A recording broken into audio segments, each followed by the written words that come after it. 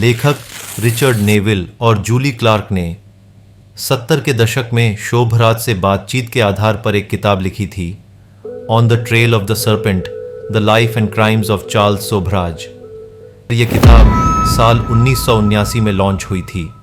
किताब में लिखी बातों के अनुसार चार्ल्स ने उन दोनों से कई हत्याएं करने की बात स्वीकार की थी, लेकिन सन 1976 के समय जब भारत में उसकी गिरफ्तारी के बाद कोर्ट कचहरी होने लगी, तो चार्ल्स ने इस किताब में अपने हवाले से लिखी सभी बातों से साफ इनकार कर दिया, जिससे ये माना गया कि चार्ल्स को डर था कि इससे अदालत में उसका पक्ष कमजोर पड़ सकता है, क्योंकि वह तो हमेशा से ही हर अदालत में खुद को बेगुनाह बताता आया है।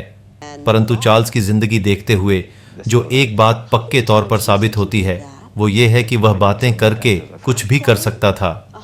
जैसे कि अगर वो चाहे तो 7 समंदर पार रहने वाले लोगों का भरोसा जीतना हो, चाहे पुलिस की गिरफ्त से निकलना हो, चाहे पत्रकारों को अपने पक्ष में करने की कोशिश करना हो, चाहे अपनी 66 की उम्र में 21 साल की लड़की को शादी के लिए राजी करना हो। भारत में सजा मिलने पर वह खुद को वेस्टर्न इंपीरियलिज्म यानी पश्चिमी साम्राज्यवाद का शिकार बताता है। नेपाल की जेल में रहने के दौरान पत्रकारों से बात करते हुए वह खुद को CIA का एजेंट बताता है, जो तालिबान के लिए जानकारी इकट्ठा कर रहा है। और किताब में वह रिचर्ड और जूली से कहता है, जब तक मेरे पास लोगों से बात करने का मौका है, तब तक मैं उन्हें बहला फुसला सकता हूं, क्योंकि बिल्ली एक बार फिर झोले से निकल आई है।